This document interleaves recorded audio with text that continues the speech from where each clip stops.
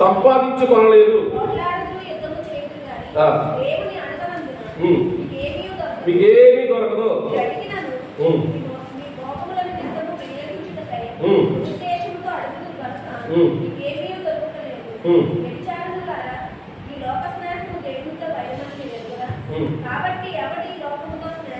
ఎవడి లోకంతో స్నేహం చేస్తాడు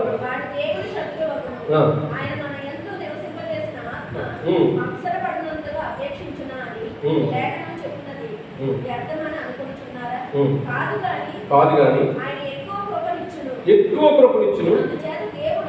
అందుచేత దేవుడు అహంకారం ఎదిరించి దీనులకు కృప అనుగ్రహించు. అపవాదిని ఎదిరించి దేవుని యొద్దకు రండి. చాలండి. దేవుడికి స్తోత్రం కలుగును. హల్లెలూయా. మరొక వాక్య భాగం చదువుతామండి. రోమీయులకు రాసిన పత్రిక 14వ అధ్యాయం 17వ వచనం. భోజనమును పానమును కాదు, నీతియు సమాధానమును పరిశుద్ధాత్మ యందలి ఆనందమునై ఉన్నవి. చాలండి. నేను ప్రార్థించాను. కృపగల తండ్రి యేసయ్యా, మీకు స్తోత్రాలు. ఈ పునరుత్థాన దినమందు మేమందరము నీ పాద సన్నిధిలో చేరుకోవడానికి మొదటి అంశమైన ప్రార్థనతో ప్రారంభించి పాటలు పాడి సాక్ష్యాలు ఇచ్చుకొని కీర్తనలు తండ్రి ఉత్తర పక్షుత్రములుగా ధ్యానించడానికి ప్రభా స్తుతి ఆరాధన చేసుకుని విజ్ఞాపన ప్రార్థన చేసుకుని మమ్మల్ని మీకు అప్పగించుకునే కృపను భాగ్యాన్ని మాకు ఇచ్చినందుకు మీకు స్తోత్రాలు చెల్లిస్తూ ఉన్నాం. ఎంతవరకు మేము చేసిన ఆరాధన అంతటి ఎందుకంటే సన్నిధి మాతో ఉంచారు. ఇప్పుడు మీరు మాతో మాట్లాడటానికి నీ స్వరము తండ్రి ప్రభావ బయలుదేరుతుండగా వినగలిగే చెవులు, గ్రహించగలిగే మనస్సు మా అందరికి దయచేయమని అర్థవంతమైన రీతిలో మాట్లాడుతున్న ప్రతి మాట మా హృదయ లోతులో నిలిచి ఫలించి వాక్యమును అనుసరించి జీవించే జీవితాలు మాకు పరిశుద్ధాత్మ మీరు దయచేయమని యేసుక్రీస్తు నామమున ప్రార్థిస్తున్నాము తండ్రి. ఆమేన్. హల్లెలూయా. ప్రియమైన దేవుని బిడ్డలారా, గతించిన వారం ఒక విషయాలు మీకు చెప్పారు. దేవుడి రాజ్యము భోజనము పానము కాదు కానీ నీతి సమాధానము పరిశుద్ధాత్మ యందలి ఆనందమై ఉన్నది. దేవుడి రాజ్యం ఎప్పుడు కూడా ఆనందమే. దేవుడి రాజ్యం ఎప్పుడు కూడా సంతోషాన్ని ఇచ్చేదే. దేవుడు ఈ చరాచర సృష్టిని అంతటినీ సృష్టించి మానవుని తయారు చేసి అందులో పెట్టి మానవుడిని తను ఏలుబడిగా చేసి, ఆదామా ఈ సమస్త సృష్టి కూడా నేను నీకు ఇచ్చాను, దీనికి నువ్వు రాజుగా ఉంటావు. నువ్వు రాజుగా ఉంటే సృష్టించబడిన ప్రతి జంతువు కూడా, అది పక్షి అయినా, పక్షి జాతికి సంబంధించిందైనా, లేదంటే భూమి మీద నివసించే జంతువైనా, సముద్రంలో ఉండేటువంటి మత్స్యజాతి సరిగ్గా ఏదైనా సరే నీకు లోపడతాయి.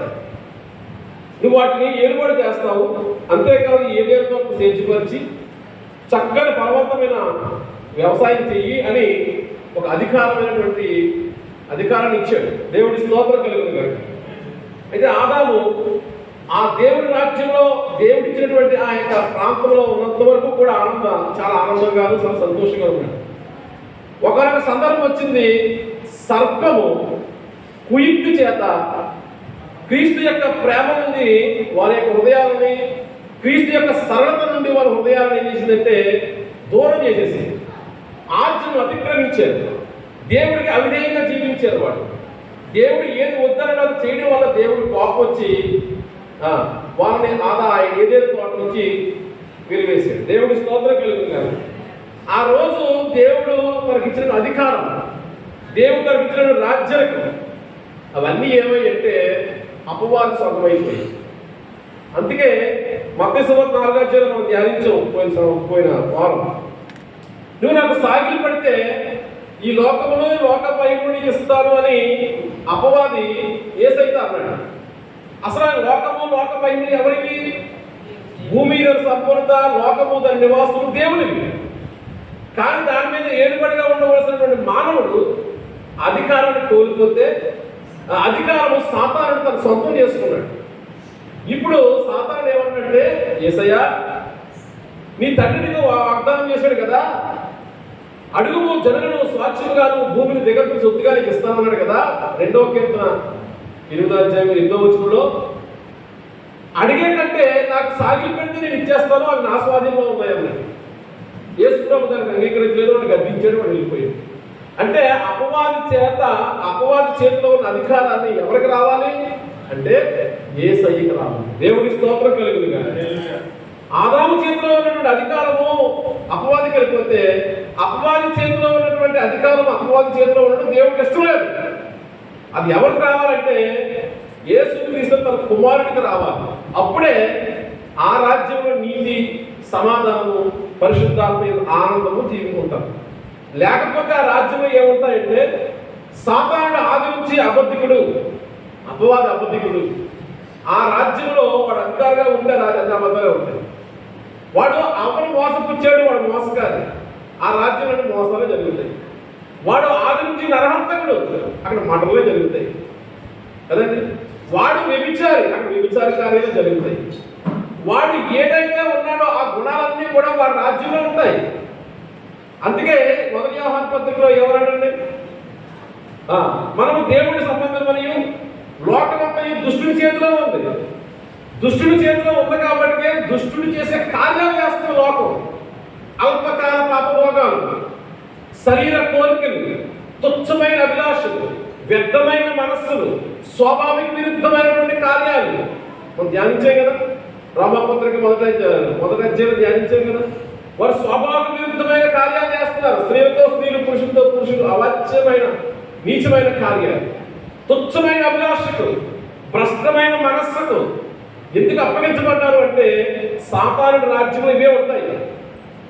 సాతాను రాజ్యంలో గర్వం ఉంటుంది, సాతాను రాజ్యంలో అవిధేయతలు ఉంటాయి, సాతాను రాజ్యంలో కోపం ఉంటుంది, సాతాను రాజ్యంలో నరహత్యలు ఉంటాయి, సాతాను రాజ్యంలో అసమాధానాలు ఉంటాయి, సాతాను రాజ్యంలో వ్యభిచారాలు ఉంటాయి, సాతాను రాజ్యంలో దొంగతనాలు ఉంటాయి. ఈరోజు ప్రపంచంలో చూస్తే ఎలా ఉందంటే మోసం. అందుకే ప్రభు వారు ఈ రాకడకు సూచనలు ఏంటి అంటే మొట్టమొదటి మాట ఏంటంటే మీరు మోసపోవద్దు. దేవుడికి స్తోత్రం. ఎందుకంటే మోసగాడు. ఇప్పుడు వాడి చేతిలో ఈ రాజ్య అధికారం ఉండడానికి దేవుడికి ఇష్టం లేదు. ఇప్పుడు ఎవరికి రావాలి? యేసుక్రీస్తు ప్రభు తన కుమారుడికి రావాలి. దానికోసమే ఆయన వాగ్దానం ఇచ్చి లోకాన్ని పంపించాడు. పంపించిన ఆయన ఏం చేశాడంటే తన కార్యక్రమంతో ముగించి వాడిని అపాహవాటంగా వాడిని వేడుకలు కనపరిచి వాడి చేతిలో ఉన్నటువంటి రాజ్యం, అంధకార సంబంధమైన రాజ్యాన్ని లాగేసుకొని తన చేతిలో పెట్టుకొని ప్రేమలంటే సంగమా ఇవి నీకు ఇచ్చారు. దేవుడి స్తోత్రం కలిగింది. నువ్వు ప్రార్థన చేయి, సాతాన లోక ద్వారములు నీ ఎదుట నిలబడము అన్నాడు. ఒక అధికారం ఇచ్చాడు సంఘానికి, అందరికీ కాదు, ప్రత్యేకించబడిన సంఘానికి అధికారం. కానీ అధికారం పొందుకున్నటువంటి మనము ఆనాడు ఆదాము ఎలా ఉన్నాడో మనం అలాగే ఉన్నాం. ఆజ్ఞను అతిక్రమించి అధికారాన్ని పోగొట్టుకున్నాడు. ఈరోజు యేసు ప్రభువు శిలువ మరణం ద్వారా సాతాన్ని జయించి, మరణాన్ని జయించి, సమాధిని జయించి, పునరుద్ధాన్ని తిరిగి లేచి వాడిలో ఉన్నటువంటి ఆయుధాలన్నీ నిరాధారణగా వాడిని చేసి వాడి సమాధానకర్త అయిన దేవుడు మన పాదముల కింద సాతాను శేఖరంగా తొలగించే వాగ్దానం మనకి ఇచ్చి ఈ రాజ్యంలో మళ్ళీ మన ఏమని చెప్పినట్టు సంగమా నీవు ప్రార్థన చేస్తే పాతాళ లోక ద్వారం నీ ముందు నిలబడకుండా చేస్తాను. 2-3 ఏకీభవించి మీరు దేనైతే బంధిస్తారో అక్కడ నేను బంధించేస్తాను, దేనిని విప్పుతారో అక్కడ విప్పుతారో ఆ అధికారాన్ని నీకు ఇచ్చాడు అని చెప్తే ఆ అధికారాన్ని ఈరోజు సంఘం ఉపయోగించుకోలేకపో. ఎందుకు ఉపయోగించే శక్తి లేదు. వారు పైకి భక్తి గలవారై ఉండి దాని శక్తిని ఆశ్రయించలేని వారుగా ఉన్నారు. దేవుడి స్తోత్రం కలిగింది. కానీ బయట చాలా భక్తిగా ఉంటాం, కానీ విప్పేది లేదు, బంధించేది లేదు, మూసేది లేదు, ప్రతిదానికి భయమే కదా. కానీ దేవుడి ఉద్దేశం లేదు. సాతానుడి చేతిలో రాజ్యం ఉండడం దేవుడికి సస్యమనే ఇష్టం లేదు. ఎవరికి రావాలంటే తన కుమారుడు యేసుక్రీస్తుకి రావాలి. తన ప్రజలు ఆ రాజ్యంలో ఉండి పరిశుద్ధాత్మ యందు ఆనందంగా, సంతోషంగా, నెమ్మదిగా ఉండాలి. దేవుడి స్తోత్రం కలిగింది. హల్లెలూయా. ఇలాంటి దేవుడి యొక్క నోటి మాట చేత దేవుడికి ఆ యేసుక్రీస్తు ప్రభు వారికి రాజ్యం రావాలంటే రోమీయులకు రాసిన పత్రిక 12వ అధ్యాయం 11వ వచనం చదువుతారు. ఆసక్తి విషయంలో మాంద్యులు కాక ఆత్మయందు తీవ్రత గలవారై. హల్లెలూయా. ఆసక్తి కావాలి. ఆసక్తి విషయంలో మాంద్యులు కాకంటే యేసుక్రీస్తు పక్షంగా రావడానికి ఆసక్తి ఉండాలి. ఆసక్తి ఉంటే అధికారం యేసుప్రభుది అవుతుంది. ఆ అధికారం కింద నీవు నేనుంటే మన కుటుంబం బాగుంటుంది. దేవుడి స్తోత్రం కలిగింది. హల్లెలూయా. యేసుక్రీస్తు యొక్క మహిమైశ్వర్యం అనుభవించవచ్చు. యేసుక్రీస్తు యొక్క సమాధానం అనుభవించవచ్చు. యేసుక్రీస్తు నీతిని మనం అనుభవించవచ్చు. యేసుక్రీస్తు పరిశుద్ధత మనం అనుభవించవచ్చు. అప్పుడు ఆ కుటుంబం ఒక శ్రేష్టమైన ఆశీర్వాద కుటుంబంగా కనపడుతుంది. కానీ అది లేదు. ఎందుకంటే ప్రభు దగ్గరికి వచ్చేవారి విషయం ఎలా ఉందంటే ఆ ఆసక్తి రావటం లేదంట. ఎలా ఉంటుందమ్మా? బాంధులై, నిద్రపోతులై, కొత్త కస్తులై, సోమరపోతులై, ఇప్పుడు పోతులు ఉంటాయి కదా, నిద్రపోతులై, సోమరపోతులై కదా, తాగుబోతులై, ఇప్పుడు పోతులు ఉంటాయి. ఆసక్తి విషయమే వాంఛులు కాక. వాంఛులు అంటే మీరు నిద్రపోతున్నారా సోమవారు అని అర్థం. మీకు ఆసక్తి లేదు. అయ్యో ఈ రాజ్యమే అన్నారంటాం, మేము ఈ రాజ్యంలో ఉంటే మేము నష్టం అయిపోతున్నాం అని చెప్పి యేసుక్రీస్తు పక్షంగా వస్తే ఈ రాజ్యంలోకి రావాలని ఆసక్తి మీలో ఉంటే దాని విషయాలు చెప్తే ఏమంటే, పాత నిబంధన గ్రంథంలో నేను ఆదికాండమైన వాగ్దానం చేశాను.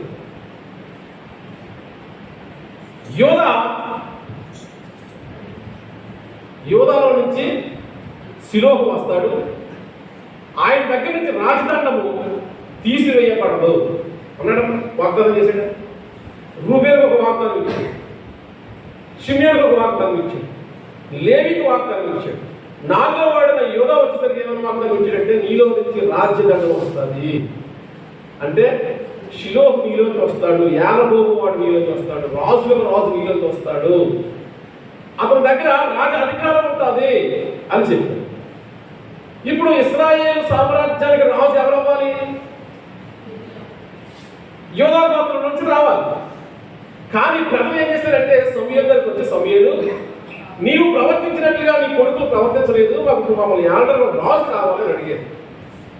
యెహోవా మీకు రాజుగా ఉన్నాడు కదా అంటే, యెహోవా మాకు రాజుగా వద్దు, మాకు రాజు కావాలని అడిగారు. వాడు అడిగితే నేను రాజు తయారు చేస్తున్నాను, రాజు తరిపిస్తున్నాను, నా సమయం ఆసనం అయినప్పుడు రాజు తీసుకొని వస్తాను, ఏ గోత్రం నుంచి రాజు కావాలో మీకు పరిపాలించడానికి ఆ గోత్రం నుంచి రాజు వచ్చినప్పుడు నా నోటి ప్రకారం పరిపాలిస్తాడు ఆయన, అప్పుడు మీరు అందరూ బాగుంటారు, అప్పుడు దాకా ఆగండి అంట.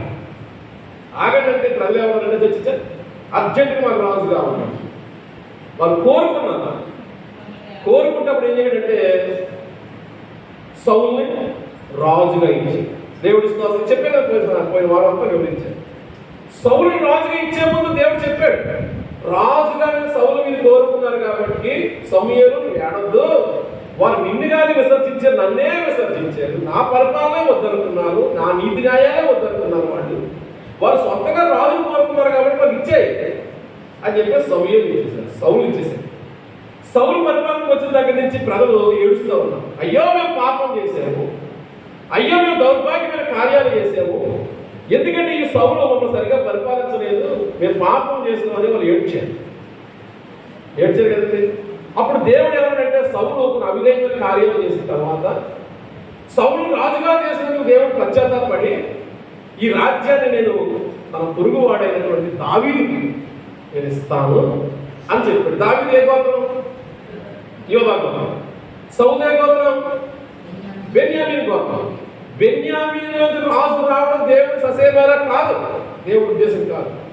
దేవుడు వాగ్దానం యోధా గోత్రం నుంచి రావాలి కదా. అపవాది చేతిలో రాజ్యం ఉండడానికి వీలు లేదు. ఎవరి దగ్గర ఉన్న రాజ్యం? యేసుప్రభువు దగ్గర ఉండాలి. దేవుడి స్తోత్రం కలుగును గాక. హల్లెలూయా. ప్రజలలో ఎవరు కోరుకున్నారు?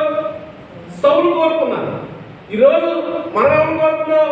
అపవాదిని కోరుకున్నాం కదా. వాడి దగ్గర జిమ్మికలు ఉంటాయి, మ్యాజిక్లు ఉంటాయి, అల్పకాల పాపభోగాలు ఉంటాయి, చక్కని శరీరాశలు ఉంటాయి, బాగుంటుందని కోరుకున్నాం. తీరామ అసలు ఏమైందంటే కుటుంబాల అసమాధానంలోనికి, అశాంతిలోనికి, అనారోగ్యంలోకి అప్పులు పాలు చేస్తాయి. ఇప్పుడు బాధపడుతున్నాం, అయ్యో బ్రహ్మ మాకు ఎప్పుడు సమాధానం, ఎప్పుడు రేపు తేదీ విలుగు మా మీద ఎప్పుడు వస్తుంది, మృతుల్లోంచి మేము ఎప్పుడు వేస్తే క్రీస్తు యేసు మహిమ మా మీద ఎప్పుడు ప్రకాశిస్తుంది, మేము ఎప్పుడు బాగుంటాము, నువ్వు సమాధానకర్తవు కదా, ఆ సమాధానం ఎప్పుడు పొందుకుంటాము అని ఏడుస్తూ ఉన్నాం కదండి. దేవుడు మహాత్ముడు అంటే అలాంటి ఏడుస్తున్నటువంటి లోకముల గురించి మనల్ని ప్రత్యేకపరిచాడు. దేవుడి స్తోత్రం. హల్లెలూయా. ప్రత్యేక అనుకున్నాం, కానీ ఇంకా మనలో కూడా సాతాను సామ్రాజ్యం ఉంది, మనలో కూడా సాతాను ఏలుబడే ఉంది. ఇంకా చెప్పిన పైకి భక్తి కావాలండి, దాని శక్తిని ఆశ్రయించలేకపోతున్నాం, ఎందుకంటే మాంద్యులైపోతున్నాం. ఇప్పుడు దావీదుకి రాజ్యం రావాలంటే వాళ్ళు ఏం చేయాలంటే, సౌలు దగ్గర ఉన్నటువంటి 12 గోత్రాలను ప్రజలు దావీదు పక్షంగా రావాలి. దేవుడి స్తోత్రం కలుగుతుంది. ఇప్పుడు యేసుక్రీస్తు రాజ్యం రావాలంటే యేసుక్రీస్తు పక్షంగా కొంతమంది మనుషులు చేరాలి కదా. దావీదు పక్షంగా ఎవరెవరు చేరారో మీకు చెప్పాను. మొదటి దినవృత్తాంతాల గ్రంథం 12వ అధ్యాయం 24వ వచనం నుంచి 36వ వచనం వరకు మనం చదివితే, నేను చదవగలను గతించిన వారం చదివాను, దానిలో కొన్ని విషయాలు చెప్తాను. యోధా వారిలోంచి 6,800 మంది వచ్చారట. షిమ్యోని గోత్రంలోంచి 7,000 మంది వచ్చారట. లేవీలోంచి 4,600 మంది వచ్చారట. అహరోను వంశస్థుల్లో 3,700 మంది వచ్చారట. బెన్యామీలు 3,000 మంది, ఎఫ్రాయిలు 20,800 మంది, మనిషి అగ్రగోత్రం వారు 18,000 మంది, ఇస్సాకారీలు 200 మంది, జెబూలీలు 50,000 మంది, నఫ్తాలీలు 1000 మంది, ఇంకా యోర్దాను అవతల నుంచి 37,000 మంది, దానియేలు 28,600 మంది, అషీరీలు 40,000 మంది. దాదాపు అందరూ కూడా సౌలు దగ్గర ఉన్న ప్రజల్లో నుంచి కొంతమంది దావీదు దగ్గరికి వచ్చింది. దేవుడి స్తోత్రం కలిగింది. ఎందుకంటే ఆ పరిపాలన మాకు వద్దు, ఆ పరిపాలన మేము విసిపోయాం, ఆ పరిపాలన మేము నలిగిపోతున్నాం, అనవసరంగా ఆయన కోరుకున్నాం రాజుగా. మేము ఆ పరిపాలన నలిగిపో, మా కుటుంబంలో సమాధానం లేదు, నెమ్మది లేదు, నీతి లేదు, సమాధానం లేదు. కాబట్టి మాకు దావీదు రాజు కావాలి. దేవుడు వాగ్దానం చేయబడిన వ్యక్తి మాకు రాజుగా ఉంటే మాకు సమాధానం వస్తుందని ఎరిగి ఆ ప్రజలు ఏం చేశారంట, దావీదు దగ్గరికి వచ్చారు. దేవుడి స్తోత్రం కలుగుతుంది. హల్లెలూయా. ఇప్పుడు మన వరకు వస్తే అపవాది చేతిలో ఉన్నటువంటి రాజ్యం క్రీస్తుకు రావాలంటే క్రీస్తు ఏమన్నాడంటే, ప్రకటన 7వ అధ్యాయంలో 9వ వచనం చూద్దాం. అటు తర్వాత చూడు, ప్రతి జనములో నుండి, ప్రతి వంశంలో నుండి,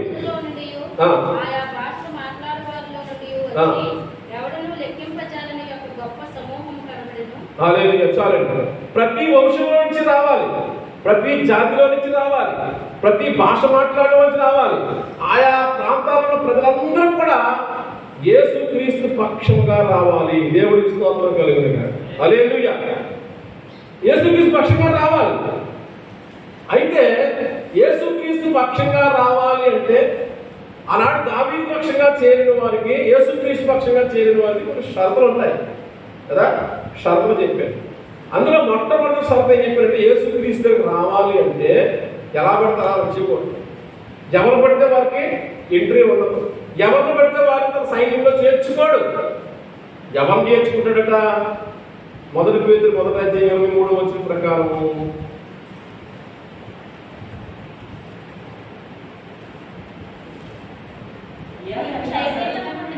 క్షయదేశం నుండి కాక దేవుని వాక్య మూలముగా, హల్లెలూయా, జీవము గల దేవుని వాక్యమనే అక్షయ భేదం నుంచి పుట్టిన వారి షరతు. ఎవరు పడితే వారు యేసుప్రభు గారికి వచ్చేస్తే చేర్చుకోవడం. యేసుప్రభు గారు రావాలంటే ఒక షరతు ఉంది. ఏంటంటే వాడు అక్షయమైనటువంటి జీవము గల దేవుని వాక్య మూలముగా పుట్టినవాడై ఉండాలి. దేవుడి స్తోత్రం. వాక్యం మూలంగా పుట్టాలి వాడు అంటే అర్థమైతే వాక్యానుసారమైన జీవితాన్ని జీవించాలి. అర్థమవుతుందమ్మా? వాక్యం ఏది చెబుతుందో దాని ప్రకారం జీవించాలి. వాక్యం అనుసరించే బ్రతకాలి, వేరొక నియమం లేదు. అలాంటి వారే యేసుక్రీస్తుకి తన రాజ్యంలో సైనికులుగా ఉండాలని అర్హులు. దేవుడి స్తోత్రం కలిగింది. రెండవది ఏంటి? 19వ వచనంలో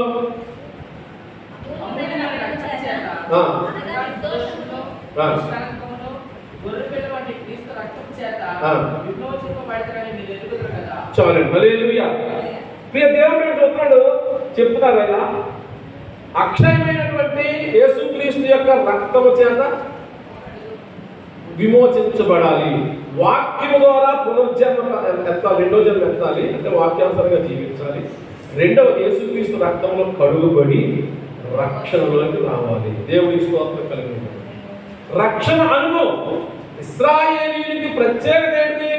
సున్నతి కదా. సంఘానికి ప్రత్యేకత ఏంటి? రక్షణ.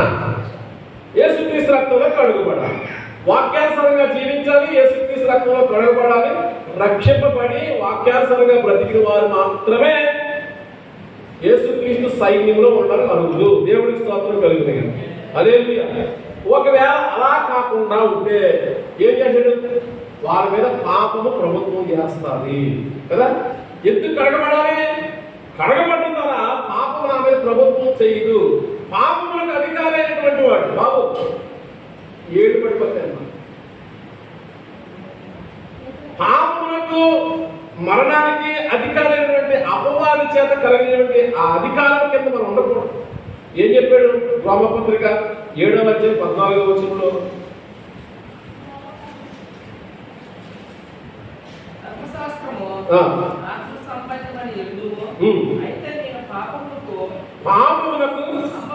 అమ్మబడి చాలండి. పాపములకు అమ్మబడిన వారు యేసుక్రీస్తు రక్తంలో కడుగబడ్డం ద్వారా కొత్త జన్మ ఎత్తుతాము. దేవుడికి స్తోత్రం కలుగును గాక. హల్లెలూయా. యేసుక్రీస్తు రక్తంలో కడగబడలేని వాడు ఇంకా పాపములకు అమ్మబడిన వాడే. అదవుతుందండి. పాపములకు అమ్మబడిన వారే యేసుక్రీస్తు రక్తంలో కడగబడలేని వారు అందరూ కూడా. అంటే యేసుక్రీస్తు రక్తంలో కడగబడినంత మాత్రం చేత మీరు పాపాలు ఏం చేసినా యేసుక్రీస్తు రక్తంలో కడగబడి మళ్ళీ వాక్యానుసారంగా బ్రతకాలి. దేవుడికి స్తోత్రం కలిగింది. బాప్తిసం తీసేస్తున్నది మాత్రం కాదండి, వాక్యమును అనుసరించి బ్రతకాలి. ఆ నియమంలో బ్రతికిన వాడే క్రీస్తు యొక్క నిజమైన సైనికుడు, క్రీస్తు పక్షంగా చేరువాడు. అలాంటి వారి పక్షంగా యేసయ్య ఉంటాడు. అంటాడు. అప్పుడు అంటాడు, నేను మీ పక్షము ఉండగా మీకు విరోధి ఎవడు? ఈ వాగ్దానం నా సొంతం అవ్వాలంటే నాకు విరోధం చాలా ఉన్నాయి. బలహీనతల విరోధం, అసమాధాన విరోధం, అప్పుల విరోధం, నిందల విరోధం, కుటుంబంలో శాంతి ఏర్పడడం విరోధం, నా మీద ఉన్నటువంటి మరణ శాస్త్రం విరోధం. ఈ విరుద్ధాన్ని పోవాలంటే క్రీస్తు నా పక్షంగా రావాలి. క్రీస్తు నా పక్షంగా రావాలంటే క్రీస్తు యొక్క సైన్యంలో సైనికుడిగా చేరాలి అంటే అమ్మబడిపోతున్న నేను ఆయన రక్తంలో కడగబడి ఆయన వాక్యానుసారంగా జీవిస్తే అమ్మబడి నా జీవితం విమోచించబడుతుంది. పాప దాస్యంలోంచి నేను మళ్ళా క్రీస్తు సైనికుడిగా నేను నూతన అనుభవానికి వస్తాను. దేవుడికి స్తోత్రం కలుగుతుంది కనుక. హల్లెలూయా. ఈ రెండు అనుభవాలు ఉంటే నువ్వు క్రీస్తు యొక్క సైనికుడిగా ఉండొచ్చు. ఇది మొదటి షరతు. ఈ రెండు అనుభవాలు నీకు లేకపోతే నువ్వు దేవుడి యొక్క రాజ్యంలో లేనంటే. దేవుడి రాజ్యం అక్కడ కాదు. దేవుడి రాజ్యం మనుషుల మధ్య ఉంది. ఎలాగా? ఏ ఇంట్లో సమాధానము, ఏ హృదయంలో నెమ్మది, ఏ ఇంట్లో సంతోషం ఉంటుందో అక్కడ దేవుడి రాజ్యం అంటాం.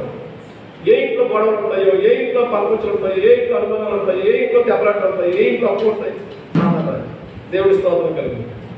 నిందలు అవమానాలు ఎన్ని సాధారణ పెట్టండి. సమాధానం, నీతి, పరిశుద్ధాత్మ, ఆనందం దేవుడు పెట్టి. దేవుడి రాజ్యం మన మధ్యలో ఉంది. నిన్ను పెట్టి తేల్చుకో. నిజంగా దేవుడి రాజ్యంలో సైనికుడిగా చేరగలిగిన అనుభవం అంటే రక్తంలో కడగబడి వాక్యానుసారంగా బ్రతికి చూడు. దేవుడి రాజ్యంలో ఫలాలను అనుభవిస్తావు, నిత్యము ఎలుగుతూనే ఉంటావు. దేవుడి స్తోత్రం కలుగుతుంది. లేదు దేవుడి రాజ్యంలో ఉన్నాను అంటూ ఆయన రక్తంలో కడగబడి ఆయన వాక్యానుసారంగా జీవించలేదంటూ నువ్వు మంచి సైనికుడు కాదు, ఆయన పక్షంగా చేర్చుకోలేదు. నువ్వు ఇంకా పాపం దాసుకువే. నీ మీద ఇంకా పాపం అపవాది రాజ్యం చేస్తానే ఉన్నాడు. నీకు ఏమాత్రం నమ్మలేదు. దేవుడికి స్తోత్రం కలిగింది. ఇది ఒక షరతు.